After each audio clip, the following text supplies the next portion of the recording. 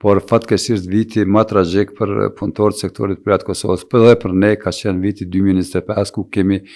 32 raste vdekje në vendet e tona të punës. Çka po mendoni që ka bo që në vitin 2025 me qenë një numër më i madh? Do krejt vitet janë shumë, po me qenë edhe më i madh se vitet e tjera. Po unë mendoj që mos kujdesi i nevojshëm në lidhur me këto raste janë kryesisht të gjona dhe mos monitorimi i mjaftueshëm i inspektoratit të punës, po në rend parë për shëndetin dhe sigurinë punë të punëtorit ka për obligim pronarët e kompanive, të cilët, sepse ne nuk i gëzohemi asnjë dënimi, por megjithatë domethënë kur shkon jeta e një punëtorit atëherë duhet të sankcionohen gjonat. Vetë fakti kur një punëtor humb jetën dhe një pronar të kompanive merret paraburgoset për 24 ore, eventualisht 48 orë dhe pastaj lirohet, dhe shpeshherë kompanitë marrin një dënim simbolik lidhur me rastin, atëherë këto janë arsyet që pronarët e kompanive nuk janë agil, nuk janë syqel që t'i ruajnë këta punëtorë, por normal që edhe inspektorati i punës në moment kur nuk e kryen punën e vete që s'po mund ta kryejnë për shumë arsye, mas pari inspektorët e punës nuk janë pjesa dërmuese të kualifikuar lidhur me sigurinë dhe shëndetin në punë. E para dhe dyta është një numër shumë i vogël inspektorëve, domethënë mesatarisht tash dikon 62 ose 63 të cilët nuk janë gjithherë në proces punë, sepse disa mund të jenë pushime vjetore, disa mund të jenë në pushime mjekësore, dhe pikërisht kjo është ajo për cilën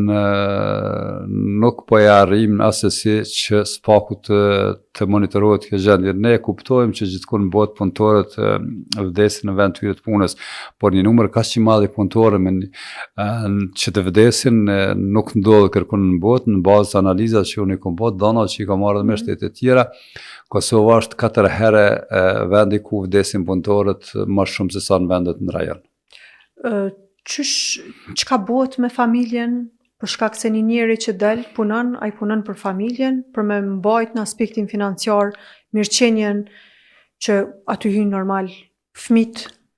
Çka ndodh me ta? Kush i mbështet ose kush jep llogari? Çka bëhet me atë? Nuk ndodh asgjë, pikërisht është kjo nganjëherë që shpeshherë neve na thonë si sindikat dini vetëm me kritiku, po paramendojnë ju që me dekada sindikata e sektorit privat Kosovës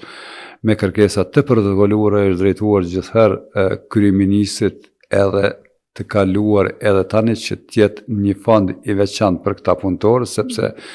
një punëtor që humb jetën nuk e humb jetën në katin e parë dhe katin e dytë, ai rrezikon jetën e vet për ta mbajtur familjen e tyre. Dhe në fakt kur shohmi që ndahen mjete vende pa vend dhe kur ne trombetojmë në çdo takim, në çdo tubim që të ndahet një fond që do ta monitoronte vetë qeveria e Kosovës dhe këta nuk e bën, faktikisht është për ne shumë e rëndë, pjesa dërmuese e këtyre punëtorëve në momentin kur vdes, gjithçka përfundon aty, shteti në fare nuk merret me ta, faktikisht domethënë këto në pjesën më të madhe lëndët shkojnë nëpër gjykata. Drejtësia në gjykatë dihet që minimumi si mas të dhënave që i kemi ne për të përfunduar një proces në vitet 6-17 vite,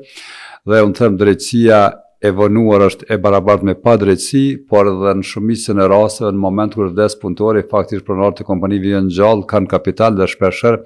dinë me devijue edhe proceset gjyqësore, që kanë fakt përfundimisht në këto raste janë të dëmtuar familjarët, jemi të dëmtuar edhe si shoqëri, jemi më shumë të dëmtuar sepse nuk po dimi vlerësojmë këto raste që spakut ne si sindikat kemi pas raste kur u dashur të intervenojmë, të mbledhim mjetet që spaku ceremoninë e varrimit ta kryejmë ashtu siç e don po themi rritje fetar.